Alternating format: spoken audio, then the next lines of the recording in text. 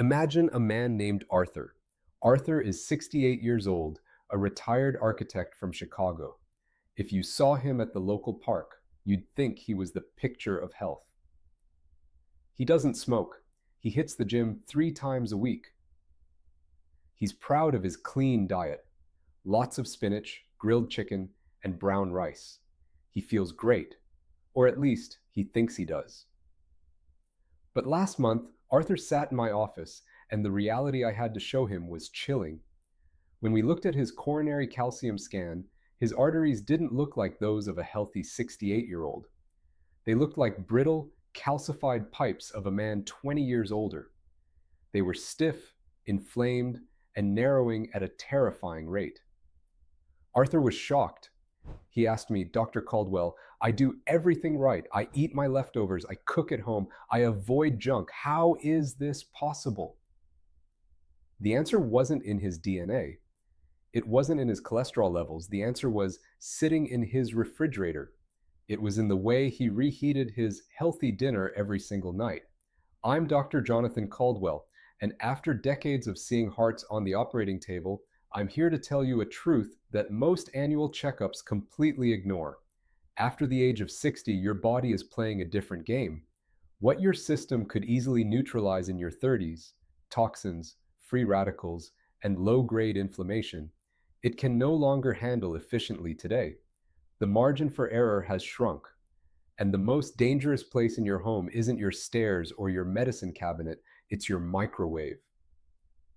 Before we dive into the 5 specific foods that are quietly turning your blood into sludge, I want to ask you a favor. If you value your heart health and want to see more evidence-based survival manuals like this, please hit that like button right now and subscribe to the channel. It helps the YouTube algorithm get this life-saving information to more people over 50 who desperately need to hear it.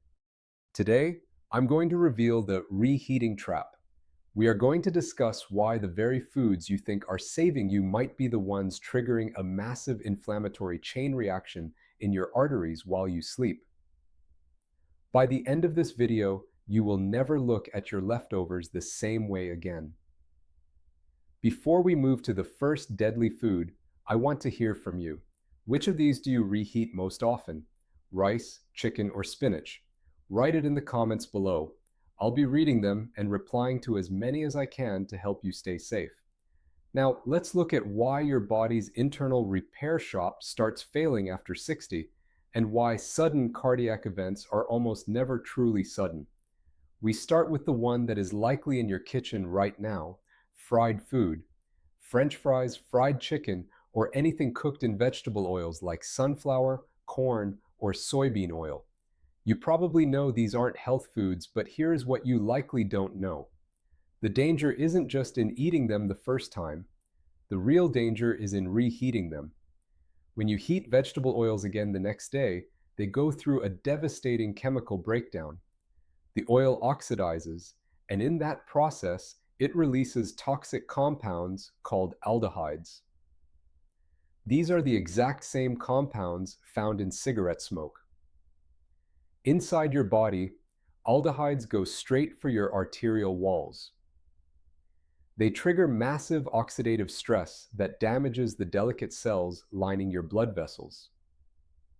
For someone over 60 whose arteries are already less elastic, this is a serious problem. It is one of the fastest routes to chronic high blood pressure and arterial stiffening. But aldehydes are also free radicals that attack the genetic material inside your cells.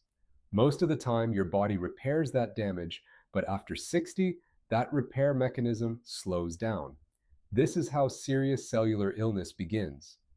If you have leftover fried food, use an oven or air fryer at a moderate temperature with no added oil, or better yet, eat it cold. Next, let's talk about leafy greens: spinach, kale, and Swiss chard. These are supposed to be the healthiest foods you can eat, and they are, when prepared correctly. The problem starts after cooking. Raw spinach and kale contain nitrates, which are largely harmless, but when you cook iony greens and let them sit, bacteria begin converting those nitrates into nitrites. This conversion happens even at room temperature and accelerates in the fridge. The real danger comes when you reheat them. Heat causes these nitrites to react with proteins in the food, producing nitrosamines. Nitrosamines are classified as probable human carcinogens and are linked to vascular inflammation. They damage the endothelium, the lining of your blood vessels. When this lining is inflamed, your arteries lose their ability to regulate blood flow, your blood pressure spikes, and your clot risk goes up. For someone over 60, the combination of cancer risk and cardiovascular inflammation is a genuine concern. Before we continue, if this information is opening your eyes, please take a second to hit the like button and subscribe. It helps me continue sharing these vital medical warnings with you. Now, let's look at the third food on our list, which is responsible for more foodborne illness than almost any other staple. Rice seems like the safest food in the world. Plain, simple, and neutral. And yet, reheated rice is responsible for more foodborne illness than almost any other staple on the planet. Here is why. When you cook rice, you kill most bacteria. But one particular bacterium called Bacillus cereus plays by different rules. Its spores can survive boiling. They go dormant during the initial cooking, but as the rice cools down, those spores wake up and multiply fast.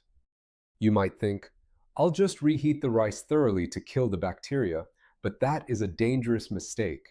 Reheating may kill the bacteria, but it does not destroy the heat-resistant toxins they have already produced.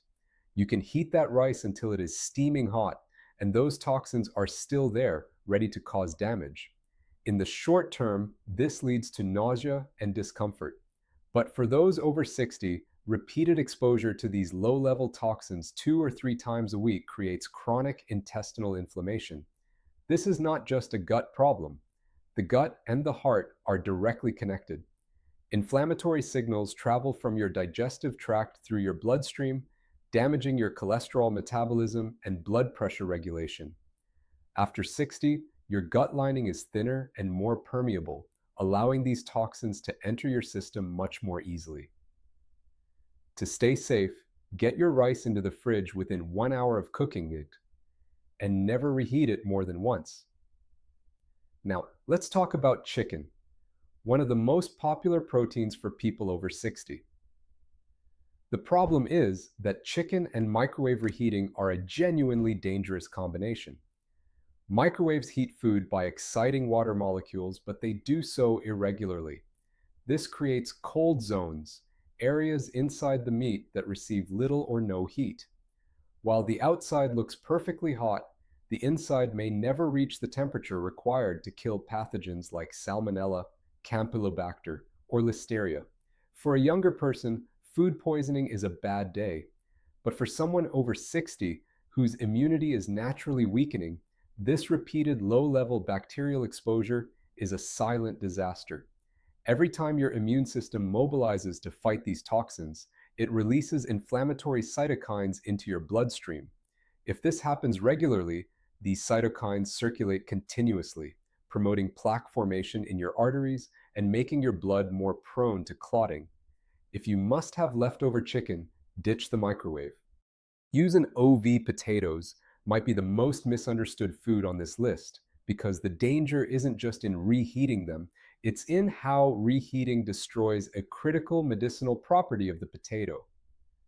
When you cook a fresh potato and then let it cool completely, it undergoes a process that creates something called resistant starch. For someone over 60, resistant starch is a miracle. It acts like dietary fiber, feeding healthy gut bacteria and slowing the release of glucose into your bloodstream. It keeps your blood sugar stable and protects your arteries. However, the moment you reheat that potato, the resistant starch converts back into regular starch. This regular starch digests almost instantly, causing your blood sugar to spike. Your pancreas then has to pump out a massive surge of insulin to compensate. If you are over 60 and have even a hint of insulin resistance, these sharp, repeated blood sugar fluctuations are genuinely damaging. They cause oxidative stress in your vessel walls accelerating arterial stiffening and contributing directly to cardiovascular disease. But there is a second, more sinister threat: acrylamide. When starchy foods like potatoes are cooked at high temperatures, a chemical reaction occurs that produces acrylamide, which is classified as a probable human carcinogen. Every time you reheat a potato, especially in a pan or microwave, more acrylamide forms on top of what was already there. You are compounding your exposure with every single reheating cycle. Because your body detoxifies these chemicals less efficiently after 60, that same amount of acrylamide does significantly more damage to your cells and kidneys. The practical solution is simple: embrace the cold potato. A cold potato salad dressed with olive oil and herbs is one of the smartest, most heart-healthy meals you can eat after 60 because the resistant starch stays intact. If you absolutely need them warm, cook fresh ones at a lower heat for a shorter time. It's a small change that makes a massive difference for your insulin levels and your arterial health. Before we move on to the final, most dangerous part of this cycle, the 3 a.m. collapse, I want to ask you, have you noticed your blood sugar or energy levels crashing after a big reheated meal? Tell me about your experience in the comments. And if you're finding this helpful, make sure to like this video so we can reach more people with these warnings. Now, we must discuss the most dangerous part of this entire cycle, what I call the midnight betrayal. You might think that eating these reheated foods is just a minor digestive issue, but for someone over 60, the real biological disaster happens while you are fast asleep.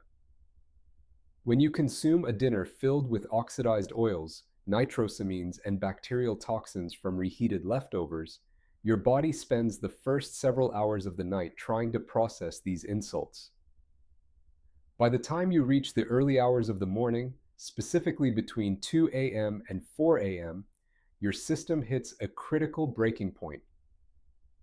The combination of aldehydes and high insulin levels from reheated starches causes your blood to become thick and sluggish, almost like a sticky syrup.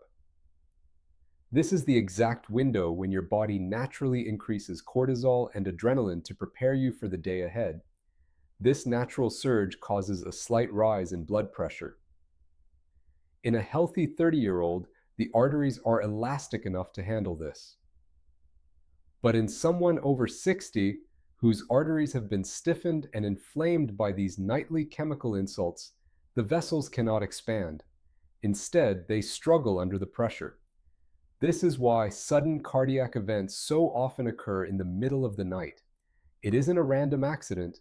It is the final result of a cumulative inflammatory load that your heart simply can no longer carry.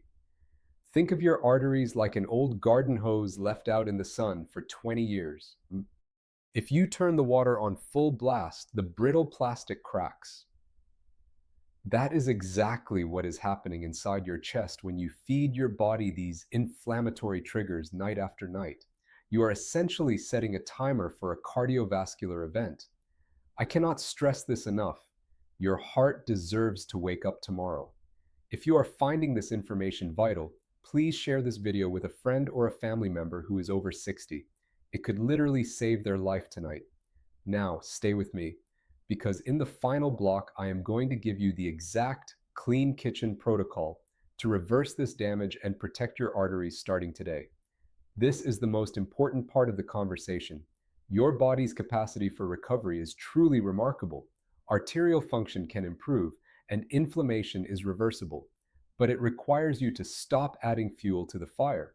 Today, I am giving you the Clean Kitchen Protocol. 5 simple swaps you can start right now to give your heart a fighting chance. First, the 60-minute rule: never leave cooked food on the counter. If you aren't eating it immediately, it must be in the refrigerator within 1 hour to stop bacterial toxins from forming. Second, change how you reheat. Ditch the microwave for chicken and starches. Use your oven at a moderate temperature with a bit of foil to keep the moisture. This ensures even heating and avoids those dangerous cold zones where bacteria thrive. Third, embrace the power of cold. Start eating your leftover rice, potatoes, and leafy greens cold. Use them in salads, grain bowls, or with a simple dressing of olive oil and lemon. This preserves the resistant starch that protects your arteries and prevents the formation of nitrosamines. Fourth, if you must eat fried food, never ever reheat it. Either cook exactly what you need for one sitting or eat the leftovers cold to prevent further oil oxidation and aldehyde release. Finally, I want you to remember what I've seen on the operating table. I've stood over patients whose arteries were so calcified they felt like brittle sticks. In those moments, it isn't about statistics. It's about a grandfather who wants to see his grandkids grow up. A significant portion of that damage was preventable. You have the power to change your outcome starting with your next meal. Before you go, I have one final request. Which of these 5 foods have you been reheating incorrectly? Was it the rice, the chicken, or maybe the spinach? Write it in the comments below. I want to know that you are taking this seriously.